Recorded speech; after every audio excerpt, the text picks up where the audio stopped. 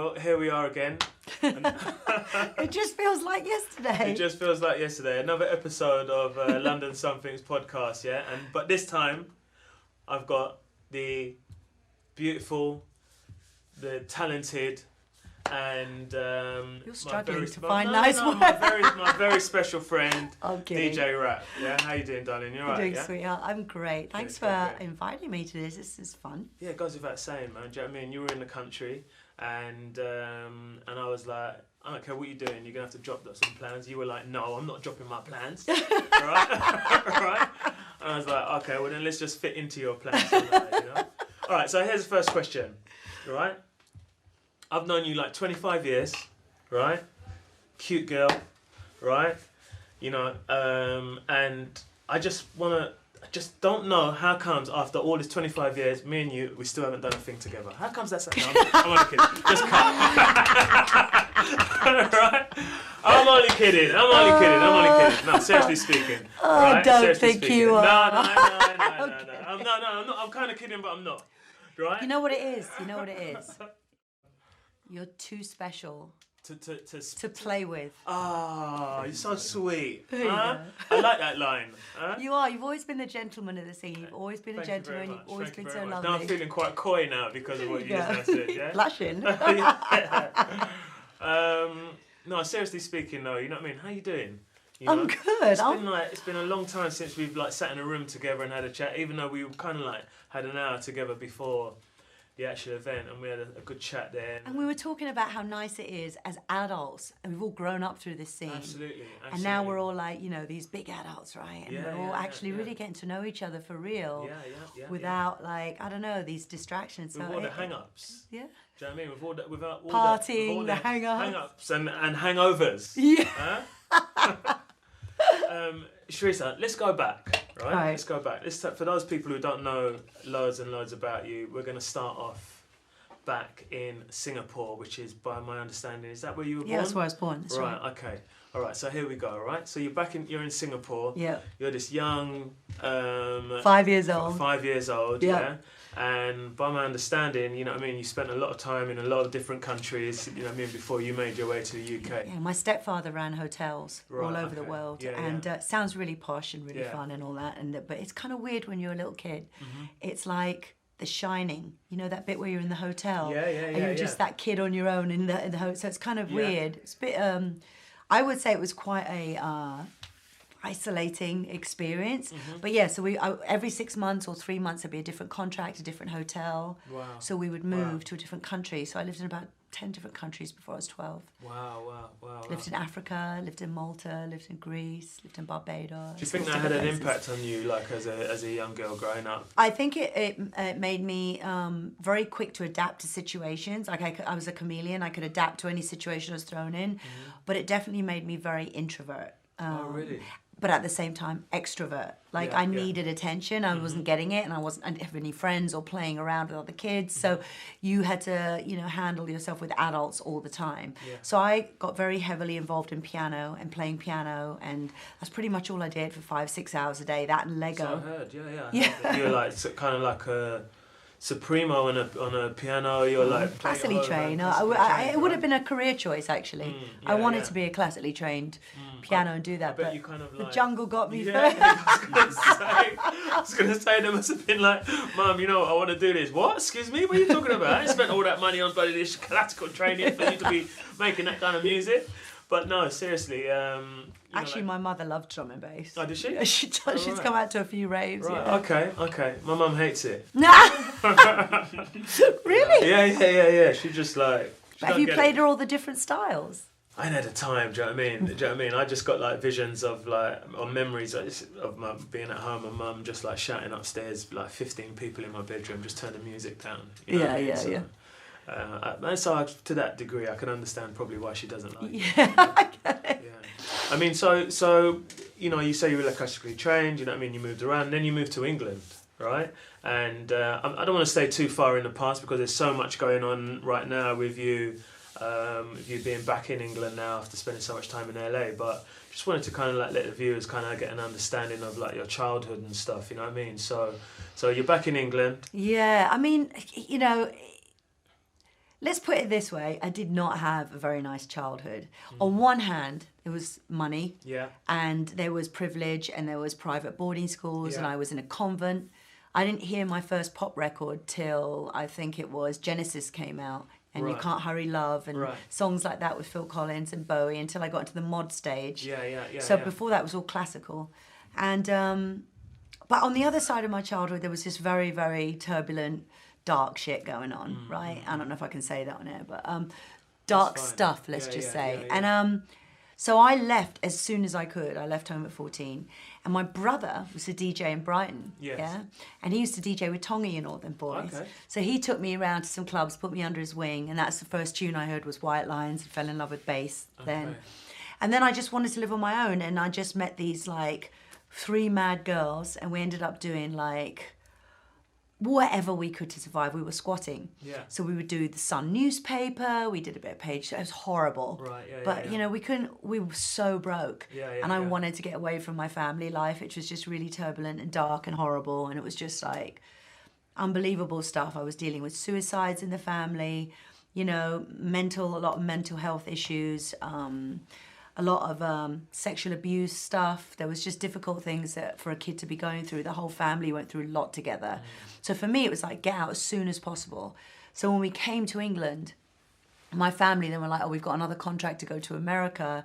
And I was just like, I'm staying. So for me, I stayed. So I met these 3 girls. We're now modelling. We're partying our asses off, right? And then I go to my first rave.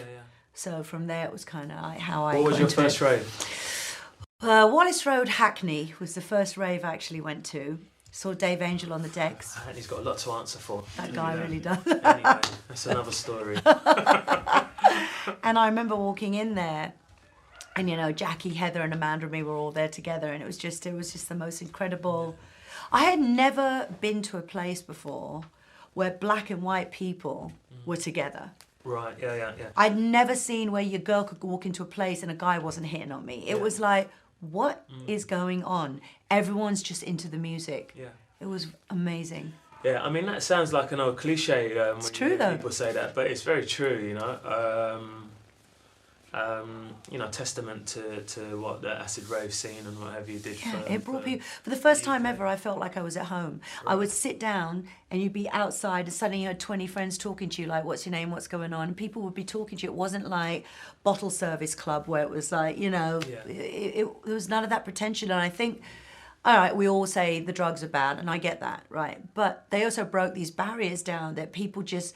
You lost your inhibitions and you would just talk to somebody like they're real and they saw you. And it was like, I see you, you see me. That's what happens when you're on ecstasy, But I mean, we're going to go back to some of the points you made about, not necessarily just about your childhood, but just about, you know, like the challenges that young people face behind closed doors, you know what I mean? And yet they pull through them. That's why I want to talk about this stuff. Yeah, absolutely. Yeah, we'll touch on that a little bit later. You know what I mean? But I also think it's good that you bring up because it's not about the bad things. It's about how we overcome. It's about what we do in our life. Those, you know what I mean? And also being an inspiration for people who might see somebody like yourself or other sort of like personalities and say, well, look, you know what I mean? If they did it, then absolutely, then perhaps I can as well. You know. So you're in this rave in Hackney. You realise Hackney's the centre of the universe, right? I mean, I knew that right? Long time ago, but you realise Hackney's the centre of the universe, and you're like, listen, man, forget this flipping Beethoven. I want a piece of this, right? Well, it was kind of like that. I mean, it was more about, actually, I had a crush on the DJ that was playing, to be honest with you. I weren't playing that night. Yeah. I'm sure I weren't playing that night. Anyway, carry on. Go on. Oh, dear, you're killing me. But I was with my friends, and sometimes we would dance to get into the raves for free, right? So instead of getting paid, they'd let us in for free, and you'd go to the energy rave and all these raves and whatever. So them 2 were on the decks, and I remember it was 2 of them. It was Dean, and I used to think he was quite, you know. So I'm edging closer to the decks, and I'm like going to get a closer look at this cute boy. And then he played that da da da da da da da. And that was the first time I'd ever heard anyone play it. And I just took a look around me, and I forgot about guys and all that stuff. And I just thought, look at what he's doing to everyone. This is incredible. Look what he's doing to me. Look at what he just... And I realised then that not only was he giving a massive hug to everybody, energy-wise, but he was also getting that back. Yeah, yeah.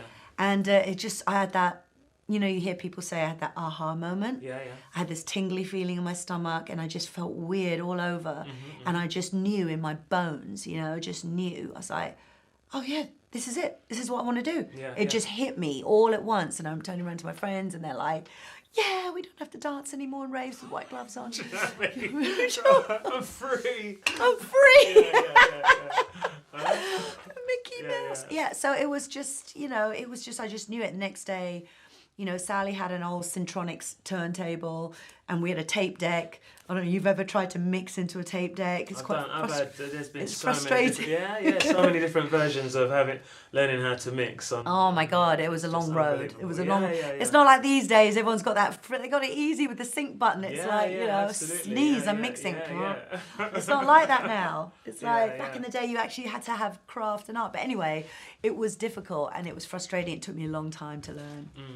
So here you are, you've been to your first rave, you have your aha moment. Yeah. You go home and you try to find something that you can mix on, right? Yeah. And you come from that to the point where you're like this sort of like international DJ star, record producing, signed artist, yeah? Where did that part start for you? Where was the first time you had your first DJ set? Where was the first records you released? Let's get into that part. Well, I think the first thing is, I'll just start with a funny story. I needed money to buy records. Yes. So I got a job at a place called School Dinners. Okay.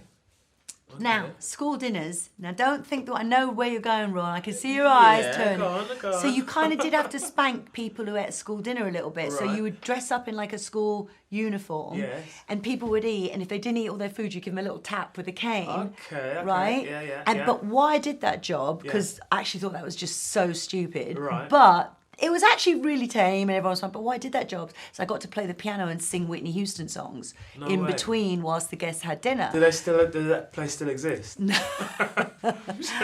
Only in my apartment. Right, no, I'm kidding. Come, DJ Rat, school dinners. Come and join us.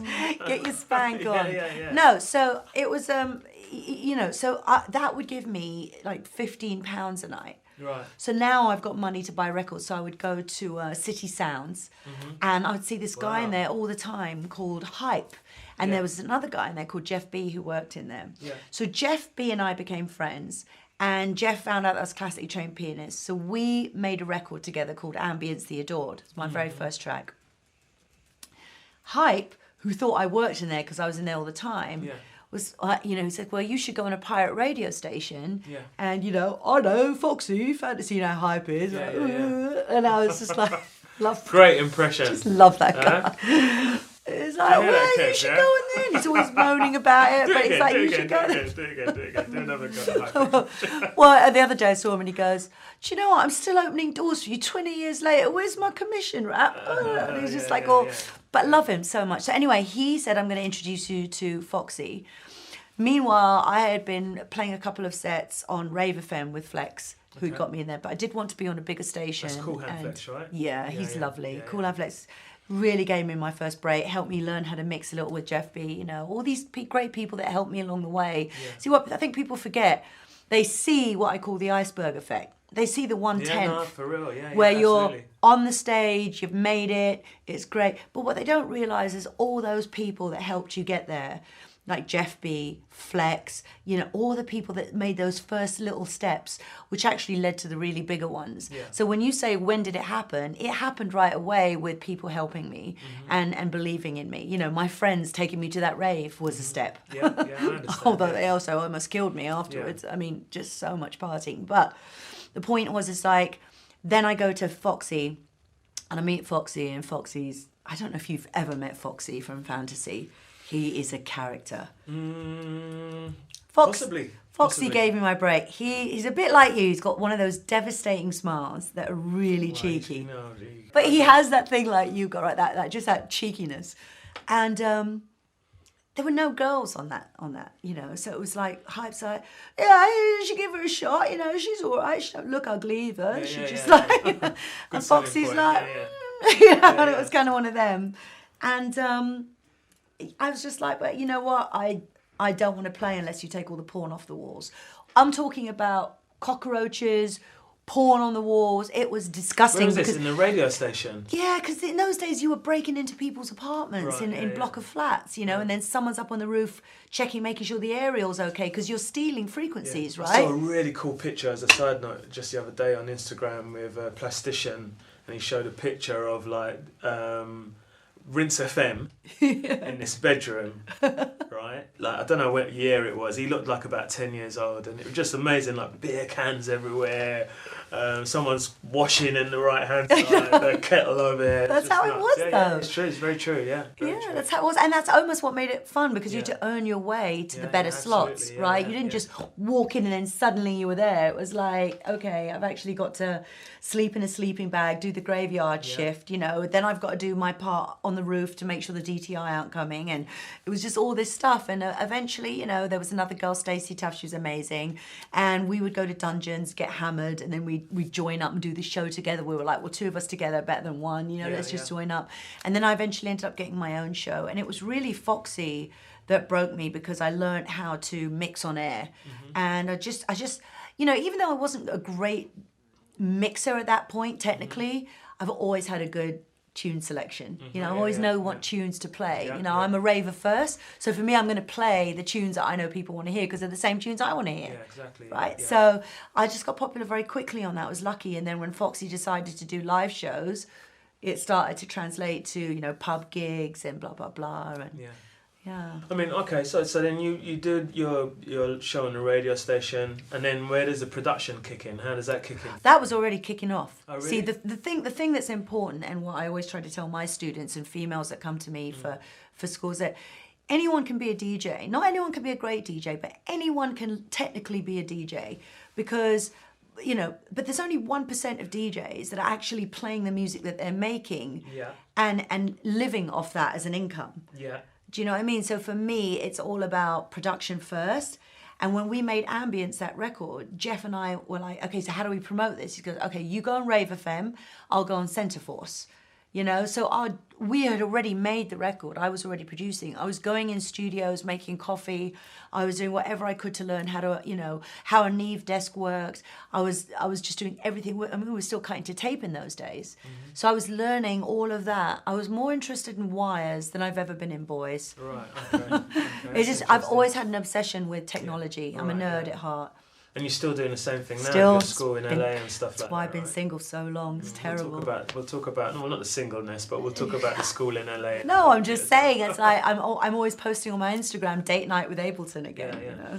I'm still, and in every podcast I will mention, we're going to be doing a London Something over 40 singles night. All right, none really. Do you know what? That's a really good idea. Right? Actually, it's a really good idea. Loads of people have said to me. So many of my friends that were like, "Where do we go?" Because you're too. You don't want to be clubbing anymore unless you're DJing. Right? And then it feels like you're going to the office. So you want to go somewhere where you can meet everyone. It's a nice watering hole, and everyone can have conversations. I think you should set up. This is where you heard it first. Yeah, I think you should do it. And then I think the next step from there is an old rave home for the retired ones. Yeah. Somebody call it Gone to the After Party. Funny enough, one of the owners there, he was saying that one day he'll buy like a tower block and and it will be all of our old people's home. I want to live in there. there. We'll all just kind of like move in there, and we just go in the lift up and down. We used to play vinyl. What? I mean, that'd be amazing. You've been given the title as the Queen of Jungle, yeah?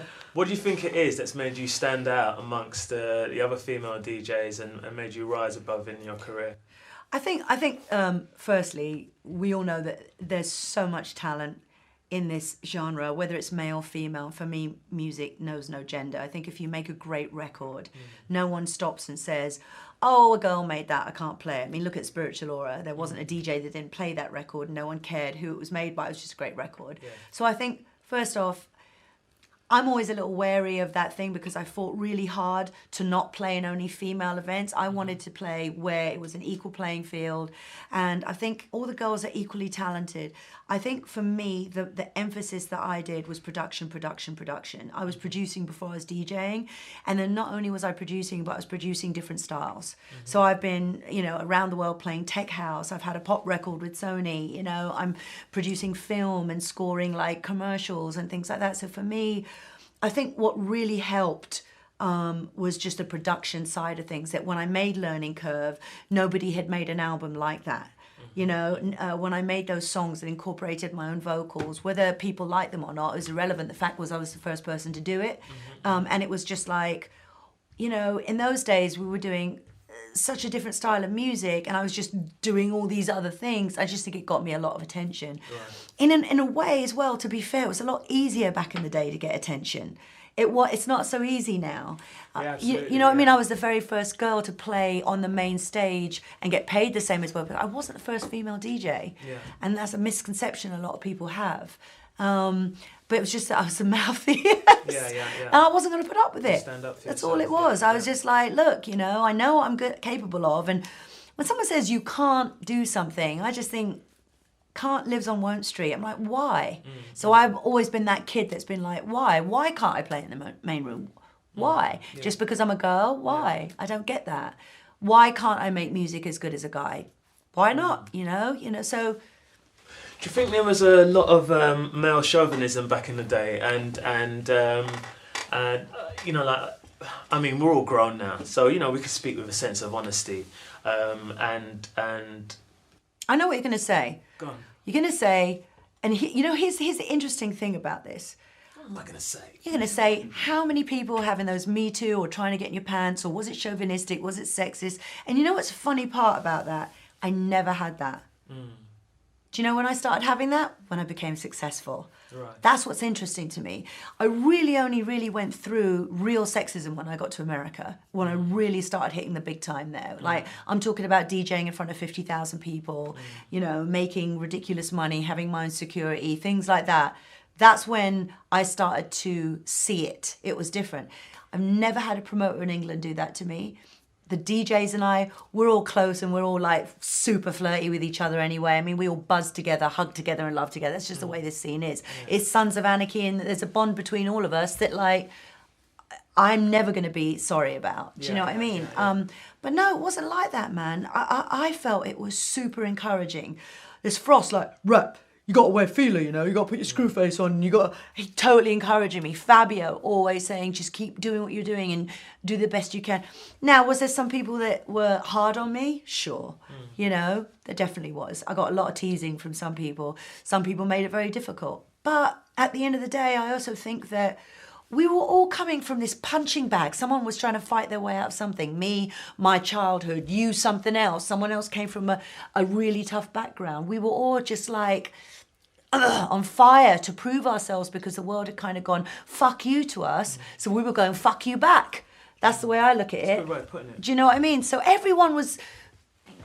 Good way of putting it. Wild. Yeah, I mean, in those young days, it's interesting because it's only through the research that I've done that I've got to find out a lot of the sort of like more challenging parts of your childhood.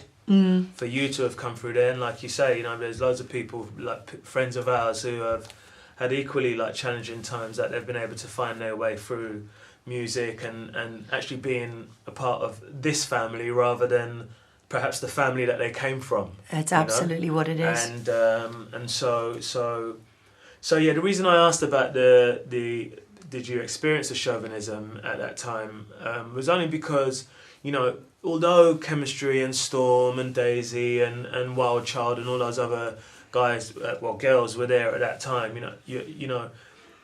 with all due respect, you kind of like, you hung around the guys a lot more, you were around us a lot more, and so while you were around us a lot more, like behind closed doors, maybe not to your ears, I knew at that time, like what people might be considering and saying and all the rest of it, but I just wanted to understand whether you actually experienced anything like that. I think such a good question as well that you're asking. And it's really interesting, right? Because I'm hanging out with all these boys. Firstly, because I'm like a sponge. I want to learn everything they're doing. I want to watch how they dress.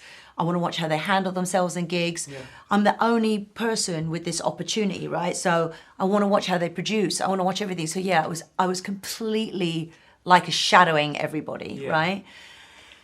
Then there's that flirtation. There's always a flirtation between you and the DJs, and you know, of course, some of them will try it, some of them, but I don't think anyone really tried it because I was quite ferocious in those days. Plus, I was in a big relationship for 7 years, so I was quite locked off. You know what I mean?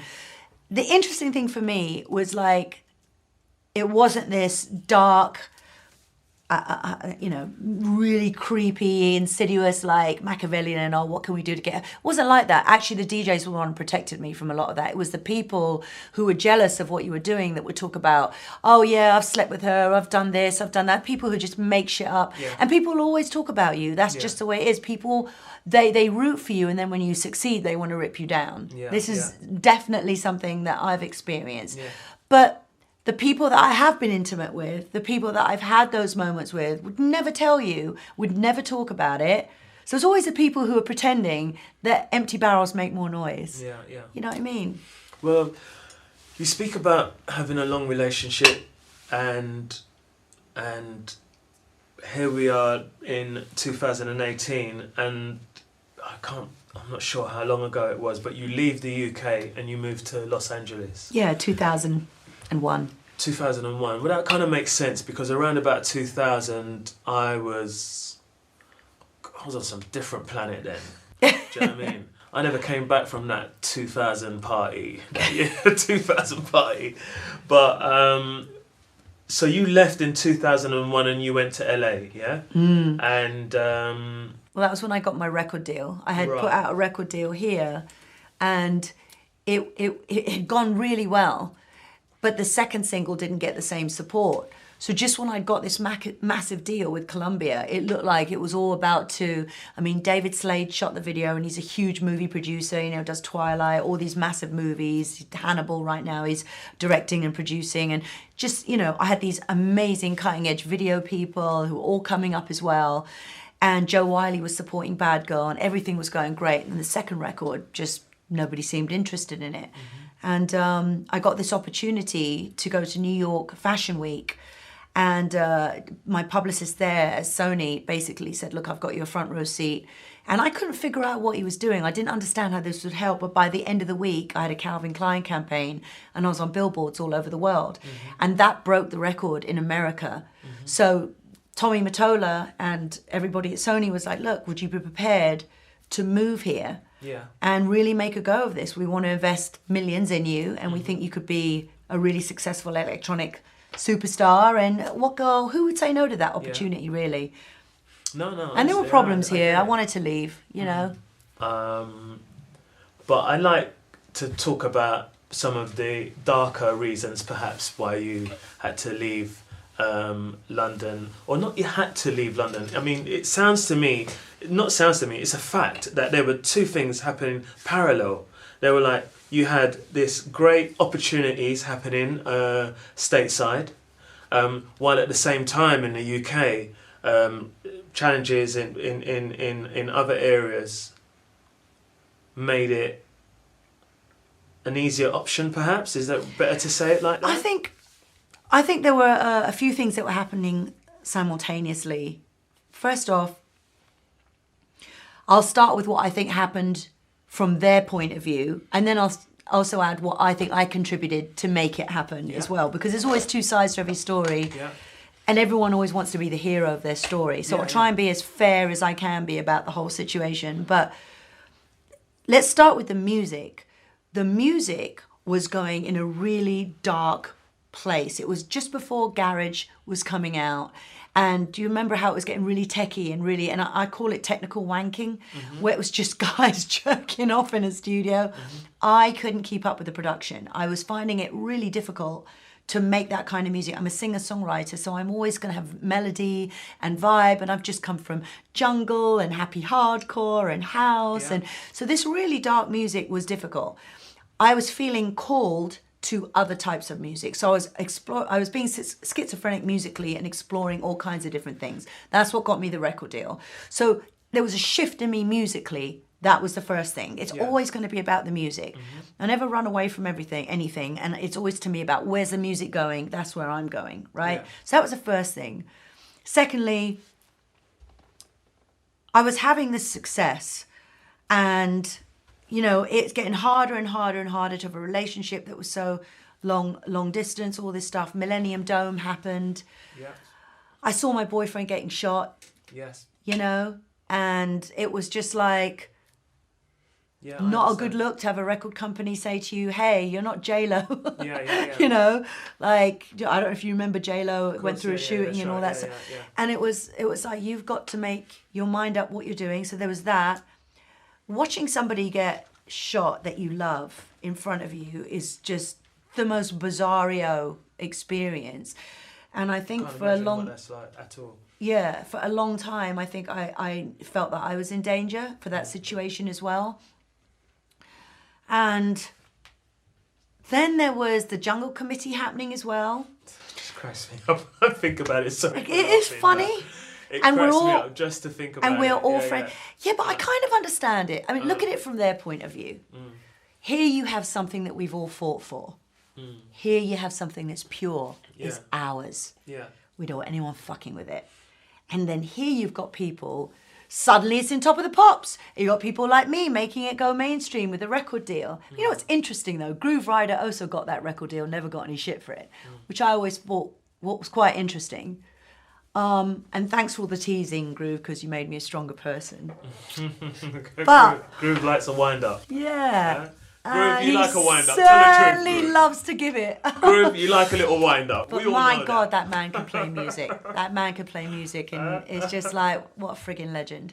So, this Jungle Committee wanted to keep things pure. I kind of understood what they meant in the sense of that, okay? But there's a couple of things that I disagree with. The dub plate thing. Keeping a dub plate to yourself for 6 months so that you look good when you play a tune, stops the crowd from having a memory association with a tune. I'd just like to put a disclaimer here, yeah? Right, hold on a minute. I'd just like to put a disclaimer here. I was not in this committee, all right? I don't know who the hell was in this committee, right? Yes, I was at Open Forum, yeah? And the Metal Gate affair with Shy FX, yeah? And Goldie, but I was not at this Jungle Committee. But it sounds hilarious. Carry on, sorry. I just wanted to add that, yeah? It's actually very serious. Right. And I wasn't in it either. And then I got invited to a meeting because I think... and I may be wrong here, but Frost and Fabio were kind of in my corner saying, you know, she's part of the scene, she should be in it. And let me give it to you from my perspective first, and then what I did that did not help diffuse the situation. If I remember correctly, and of course, Ron, our memories are slightly foggy because of all the hot chocolates we drank. Yeah, of course, yeah. So too much coffee. Too much coffee. But what I heard was that we cannot play the General Levy record. I remember that. I do remember that. Now, you remember it well. You may not know, but that was actually the record I would start my sets with. Right, okay. I love that record. Yeah. I think if you want to hear, and we're talking about back in the day then, if you wanted to hear music you were never going to hear, you would go to Fabio and Groove, right? Because they had the stuff that was like... But if you wanted to hear a popular bang-in set, that was what I was known for. I play the hits. Partly because a lot of times people don't want to share their music with me. And partly that was the sexism in a way, which is why I made my own music as well. But then partly just because I'm also a raver first and that's the music I want to play. I'm a popular DJ. I'm never going to pretend to be one of those influencers. Yeah, I can play a dub plate just like anyone else. But I didn't agree with the dub plate policy of sharing, because I like when someone... Coming from Pirate Radio, when you played a track on Pirate Radio, it created a memory. People associate good things with that record, they go out and buy it, which is why the record sales were massive, right? Dubplay is a whole different thing. It's introvert. It keeps everything to you. It forms cliques. It creates barriers and separations. So in a way, it's good because it created, you know, all these little cliques. But it also, for me, separated people. Instead of us, it created a different kind of unity. a huge competitiveness, which I'm all right with, but at the same time, so for me, there was a lot I didn't agree with, and we're in the room, and we're basically being told that we can't play that record. And here's my problem is that I'm just very mouthy. I was full of fire. I wasn't good at diffusing a situation. I didn't like being told what to do. And so I made a point of playing it all the time. Right, yeah. And just went out of my way to just say, why can't we make this music global? It's so amazing. It's changed my life. It's done this. And so I just think that I could have been a lot more diplomatic. But I just didn't agree. What can I say? I mean... Now, I don't know what happened, but I stirred up a hornet's nest. And for maybe 6 weeks after that, I got phone calls, death threats, every hour on the hour, all through the night. We're going to cut you when we see you. What? Stuff like that. I don't, and even, I think it was Bonnie. Do you remember the gig at Roller Express when it was that face-off with the DJ Jungle boxing kind of thing? Oh, yeah. Sound Clash. Sound Clash, the thing that Kenny got the belt for, that thing. Yeah, right? Yeah. So I think it was Bonnie who did that. I'm trying to remember the promoter who did that. I can't remember who it was. Anyway, they flew me. Mean, yeah. They flew me to Portugal for 2 weeks because it was so bad, the amount of threats, that they said you should just get out for a couple of weeks. Really? It's disgusting. So I left. It's disgusting. And I went away. I went somewhere on holiday, and then they picked me up at the airport that night, and I came back, and Kenny beat me by one spin back. And what was weird was by then it was kind of all over. Everyone had kind of forgotten about it, and it was just kind of had blown over. But it was really weird. It was really scary for a minute, but I held firm, stood my ground. It's such a shame. I mean, with hindsight, there's so many things that we could look back and say. But we were all idiots then. Yeah, I mean, again, when we were in one of our previous interviews with Goldie, we started the conversation because he and I, the last time we had spent any time together discussing the rave scene, was in a room with Eastman and Shy and Demon Rocker discussing the intricacies of the various different types of genres of actually various different types of styles of jungle, which essentially who cares anymore? It's just like about everybody's variation of the same thing. So well, I think I'm now sorry to hear you went through that, and that's all right. it's like that was nothing compared to my childhood sweetheart. Yeah. So for me, it's like it's all part of it, and we've all locked horns. But I also feel that's also kind of it's like a long marriage. Sometimes those fights. Not saying that everyone should fight, but what I'm saying is that sometimes those fights, and then you get past it, is what glues you together. Yeah. Because you've had these experiences and you're bonded by them. And like I said, we've all grown up now, and when we all see each other now, everyone is just realising how lucky they are to still be in the game. Arguments, but death threats, that's a different ball game altogether for me. And so I mean, whoever got into that, they need to kind of, lower their head in shame. If they're watching this, I'll tell you that myself. That's a little bit too much. Anyway, on a lighter note. On a lighter note, so you moved to LA, right? You moved to LA. Get the fuck out of there. Later, I'm fucking out of here, mate. Right? There was just a lot of things going on, and it just felt to me. I had also hit rock bottom. This isn't a lie, no, at all. Yeah. I'd also hit rock bottom because now the record wasn't doing well here, and I had decided to go on a massive bender, and I thought it would be really fun to try and commit suicide. No way. Yeah. So there I was trying to commit suicide. Fucking belt snapped. I'm on blow. Are you serious? Fucking stupid ass. And that was January the 1st, 2001, and that's when I was like, that's it, I'm out of here. This has got to change. Shit. So I just decided, got my cat, left. And that was it. That was it for me. That was my lowest point. Right. And I was just like, I can't do this anymore. It just felt like I had worked so hard and achieved so much. And then it was like everybody just hated me. Of course I was a brat as well. Fucked up shit, man. I was also a brat and full of ego, and I know I didn't help the situation. I was way too... But the thing is, and why I did the book and why I wanted to talk about the things, is that we're all coming from somewhere that causes us some kind of cause and effect. And I'm not saying that's what makes it okay for me to have been so difficult, because I was difficult. But, you know, I really needed to just get away and find myself, because I had been successful as a DJ from the moment I started, really. So I never got to know who I was. Yeah, Have you ever seen, you probably haven't seen that movie, but there's a movie called Runaway Bride with Julia Roberts, and she doesn't know what egg she likes, because every man she falls in love with, she likes whatever he likes, and she just didn't know who she was, but she kept getting married, right? I understand. So it was like that with me with music, because I didn't know who I was, because I'd been DJ rap for so long. So it was like going to America. So true. I understand. You know what I mean? Going to America was almost a way of like, I need to find out who I am. But of course, that didn't happen till a lot later, because then suddenly it just took off even more.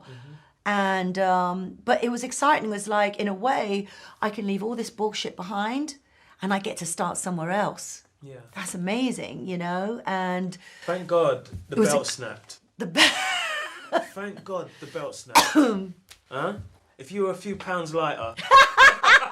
Fuck you. Right? If you were a few pounds lighter, you might not be sat here today. Huh? I'm serious. Alright? You called me fat. Brilliant. Fuck for that, man. That's Do you know what I funny. mean? Shit. But yeah. So you're in LA and it takes off again. It takes off again, and like I said, that Billboard thing with Calvin Klein just catapulted me. And then I did Coachella, and I just started playing everywhere. And of course, you have a record deal with Sony, so you have this huge machine behind you. I was doing shows with Bowie, Green Day, Christina Aguilera. But here's the weird thing. I was playing drum and bass. Yeah, yeah. And no one... They were staring at you. They were staring at me going, what's going... I was also like a misfit there, because what should have happened, when you look back and you go, this is what I should have done with my career. Yeah. At the time, I had the opportunity to sign to Richard Bishop, who was the world's top electronic manager. He managed all the top electronic artists, Crystal Method, BT, all these guys, right? But Sony wanted me to go to Wendy Leister, who was managing Aerosmith, Carly Simon, Duran Duran. They wanted me to be a pop star, because I wrote songs, but I wanted to be an electronic musician that wrote experimental music with lyrics in it. Yeah. That's always been what I'm interested in. So now I'm being pushed into a square when I'm a circle kind of thing. Yeah. So it was a really weird time, because you're playing in front of these people and you're kind of singing over decks, and it was just a weird thing. So eventually they gave me my own band so that I could tour the record the way I wanted to tour it, you know, which was Learning Curve. And that was a whole different experience. So it got better, but it wasn't just like land there, great, everything took off. It took about a year before things, and I had to work really hard. You know, you have to go to every state, do the in-stores, do the press, just like everyone. You know, it's a lot of work. But yeah. So here you are in LA. You've had what on the surface seems phenomenal success. Yeah. Deep down inside, you know, it's not exactly the way you would like it. But it works. It's bringing in a huge paycheck for you, and you know what I mean. I know you're a survivor. You know what I mean. You're more than a survivor. You're a go-getter. So you make LA work for you. Yeah. Yeah. What are we talking? 18 years? No. Yeah, I mean it's about 18 years about now. 18 It's about that exactly. 2001. It's 2018 now. So yeah. Right. Yeah. So you got these 17, 18 years. What was the calling that's kind of like got you back in the UK again? I think the thing about working globally everywhere else but England, there were opportunities that I wasn't afforded here. Film opportunities, acting, scoring, working with house DJs like Eric Murillo, and working and writing with people like BT, writing with people like, you know, Hans Zimmer for Mission Impossible and doing stuff like that. Those opportunities weren't here for me. So for me, it was always about how far can I push things? And that's something I've always wanted to do. The music, do you remember when I was saying earlier I felt almost musically impotent because it was so hard to produce? I feel personally that drum and bass is the hardest music to produce. I think drum and bass producers are the best producers in the world. You've got acts producing the Rihannas of today and all of that, and it's hard. In my day, it was all analog, and you know, it was different gear. Now it's all like digital plugins, all that stuff, right? So I was doing really well there, and then I had an agent embezzle me, and I lost my house, I lost everything. Long story short, I had to start all the way over again. because a lot of the money was tied up with that agency. Instead of getting paid, it got paid into a high interest account that the agents held. And yeah, so I think I lost a lot of money. In the point, I was just, for the first time ever in 2011, I was like, I can do something else. That was when I started to find out who I was. Yeah. And I was like, I can do something else. So I moved on to that. And I got offered a job teaching at a school called Dubspot. And I thought, this is what God has put me here for. Teaching, pass the torch to the next gen, future bright stars. You know, this is amazing. What a graceful exit. Yeah. All this experience, all the knowledge I have. Yeah. And I was okay with that. Yeah. I'd made peace with it. I'd grieved my career. I'd lost everything, but that was okay. I'd come to terms with it. I was beginning to find out who I was as a person now. And I'd squirreled some savings away. So I spent a lot of time sleeping, going to acting class, you know, and I just was recovering because I'd been on the road since I was 15, you know. And then the school went bankrupt. And now I was like, fuck! You know, like... Give me a break. Fuck! Yeah. You know what I mean? Like, what am I going to do now? Now things are getting scary, right? Money's gone. Everything's changing. So I decided I'll open my own school up, Music Tech Collective. So I opened my own school up. And as I'm teaching students and stuff, I'm starting to get flashes of inspiration when I'm doing music again. Because I haven't done it for like 4 or 5 years. And it's slowly bringing me back to life. Yeah. And I'm thinking, well, that was pretty good what I just made. Maybe I should think about this again. And I guess the spark just started flaming. Yeah. Right? So I was speaking to Frost and I was telling him that, you know, I was feeling musical again and just feeling like it. And then I was speaking to Fabio and Fabio was just like, you know what, Rap?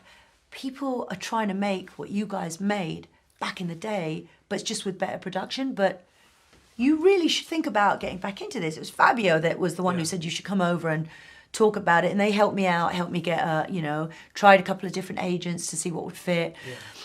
But the way I did it this time was different. I was like, let me not tell anyone I'm here. Let me just come over here and rave and absorb. So I stayed for a month, incognito in the sense, and just went raving. I went to Hospital Records gigs. I went to all these gigs, and I just couldn't believe how good the music was and how much I loved it. And I think I was telling you that I was at Hospital Records and I was listening to Metric play. And he was playing this amazing record, and the lasers were on the stage, and everyone was fangirling me, and I was fanboying them. And it was just like everyone was just giving me this massive, you know, Ed Rogers was like, oh, and then Voltage and Serum and all these people, and I was just like, why the fuck did I leave? You know, and then I was like, but also how lucky I am to have experienced that, the grass on the other side. But to also still be on a stage here and having this amazing moment dancing to Metric as a fan. I still love this music and I want to produce it again, you know? So then I've been spending more and more time here. And every time I come, I stay for a minimum of 2 weeks, if not a month. And then I got in the studio with Urban Dub and, you know, played in my demos. And he's been helping me get to a level production-wise. And I got in the studio with Hamilton. I got in the studio with Ronnie Size. Got a track coming out on his album, Universal, which is good. And then the track I did with Urban Dub is called Run This Thing. And, Nick heard it from Prototypes and they signed it to Get Hype Records. And that'll be out November 9th. Wow. So, it's just happened really quickly. It seems like you've been really busy since you made that decision. Well, I think anytime I work with people, good things happen. And it's a collaborative experience, you know. Anytime I work with Aston or, you know, Voyager or all these people, just good things happen when you collaborate. And, you know, I'm a good songwriter. I know I bring the vibe. I know what I bring to the table, but I also know what I don't bring to the table. So anytime you pair up with someone that can collectively fill those musical holes, those voids, exactly. You know what I mean? So it's like, it's about finding the right people to pair up with, and then Hype getting me a great agent. So for me, it's been like 2 years, and people are just starting to see the seeds that I've sown for those 2 years. You're seeing the seeds as well. Yeah. I mean, you come back to England, you know, albeit, you know, temporarily, you know, like on a 2-week or monthly basis, and I know that you've got very, very soon you're going to have a book dropping. Tell me a little bit about the book. Well, it's a funny thing writing a book, because I've been asked to write this book by the same people for quite some time, and I've just said no. And one of the things was because there's so much stuff in there. I was like, do I really want things are already bad with my family. I don't speak to my mother. Do I really want to put that nail in the coffin? Sure. It's like, it's cathartic. And then I thought, wait a minute, with everything that's happened in my life, what if it inspires someone? Yeah. You know, this isn't a book about me going, oh my God, it's really hard to mix when you've got your period. It's not like that. No, it's a book about winning. It's a book about like inspiring people. I want them to feel good about what they've done, not how hard it is being a chick. Fuck that. It's, you know, so it's coming out on my birthday, December the 7th, which I'll be back here for. Yeah. But that's what the book's about. It's about, imagine that I was there at the conception of the rave scene, because I was, right? So to see that, but to be a woman, but to be a fly on the wall and be part of that very elitist club of only guys, with only a few women in there, to see all of that, experience that, it's a unique perspective. And I think that, you know, anyone who's got mental issues or problems or struggle with depression or is a sexual abuse survivor or has a drug addiction, I think that book should show you. Read my book now. Take more. No, I think we shouldn't laugh. It's not something that's funny, but I can laugh because I've been through all of it. So as far as I'm concerned, I'm laughing because you can laugh. Yeah. That's the point of the book. You can overcome all of it. Yeah, no, absolutely. I mean, when we spoke in the car on the way here, we got deep and dark and heavy. I was just like, even for me, you know, and I've been around the fucking houses. You know what I mean? I was just like, I was in shock. You know, that just simple as that. You know, some of the things that you told me, and I've known you all this time. You know, and it seems to happen a lot when you spend some time with friends. Like I was saying to you upstairs in the studio, you know, like you spend some time with people, and then you realise actually that they're not that same person that they are on the phone. There's like other stuff that's gone down in their life that they've never shared before. So I think that, you know, writing this book and sharing that information with people, I'm sure there are going to be those out there who have been through similar and perhaps even going through some of those things now, that if they're able to pick up that book and have a read of it, they may feel a bit more inspired to find their way out of it. You know? Yeah, I mean, you do have to find your way out of it because the options are not good. You know what I mean? So, but I think a lot of it for me is the first time I've ever started talking about this stuff, and it's like, it was really weird experience writing a book. It took 7 months. And it's like, you know, you're talking about it and you're you know, because I work with Andrew, who's a ghostwriter, and then you're writing it as well. And it's like just, and then you look back and you go, oh, I can't believe that I went through all that. And then you can't, but also I can't believe that I never talked about it before. Yeah. And I think when I look at why it's so important to have balance in your life and it not just be about music, is that in the same way that I used to use drugs was how I used music. It was another emotional crutch to distract me from what was really going on. So for me, finding that balance, so let's say your whole life is a chair, all right, and every leg is to do with music. If one leg you lose an agent, oh, you still got 3. All right, another leg you lose like your career. Oh, now you've got 2. You're wobbly, right? The next leg, you might not be getting gigs anymore. That's it. Everything. If everything is tied to your career, or you lose your hearing, or something happens, if you don't have that contentment inside, or learn how to be happy without everything, in a way, me losing everything was the best thing that happened to me, because I had to start all over again. Yeah, and you're starting from a place which is Sharissa, not DJ. Yeah, and I learned how to be grateful, because you know what, Ron? I wasn't grateful for the things I had. I just took it for granted. I think a lot of people have been through that process. Yeah. I took it for granted. I wasn't humble. You know, I just expected it to go well, because since I was this big, I thought I was going to be successful. And, you know, I had a lot of ego. And I just thought I was bulletproof, you know? And then when you find out you're not, it's a humbling experience to find out who's there for you when you've been with the biggest agents, the biggest people, and they won't even give you a phone call after all the money you've made them. You know, you soon learn, like, and I think that's a big part of me wanting to come back to my roots, like staying with my friends here. My friends are here.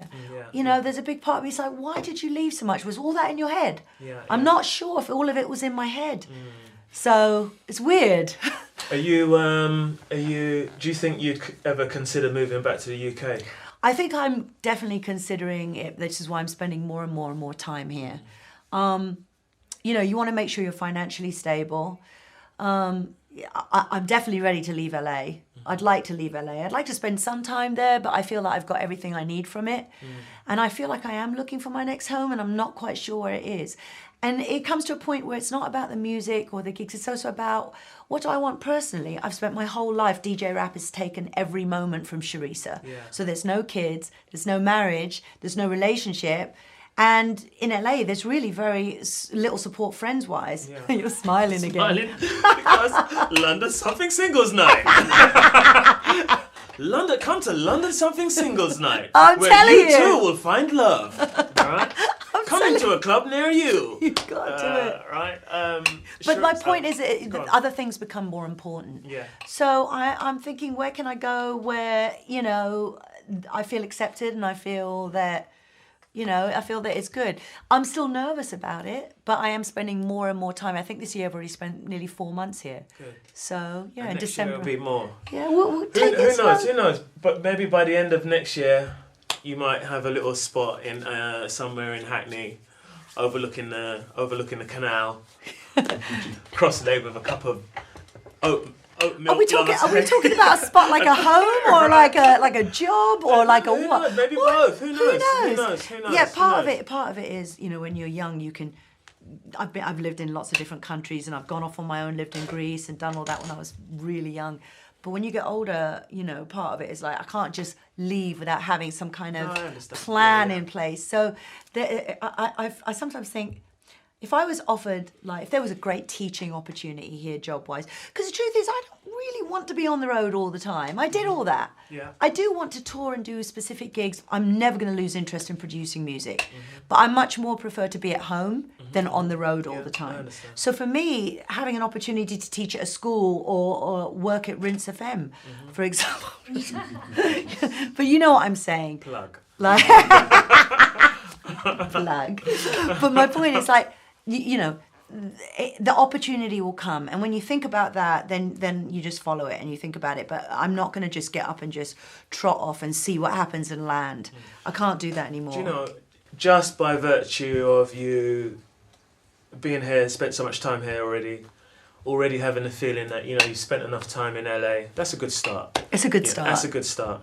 Slowly wins the race. Slowly wins the race. And with that, I think we can say, Charissa, thank you ever so much for coming and spending this afternoon with us. It's been amazing. It's been really, really I missed nice you. having a chat with you. It's been better than amazing for you. Yeah, I'm so happy. Thank you for inviting me. I mean, I know you're back in December. I am, right? for the book launch. And for the book launch, which is December the 7th, all right? Yep. December the 7th. And without a doubt, we'll get you in the radio and we can have a little chat about that, perhaps on a show or something like that, if you're up for that. How's that sound? That'd be great. Yeah? Cool. Thanks, babe. Come in. Cool. That was a real hug. Nice. Huh? Yeah. So we roll, man.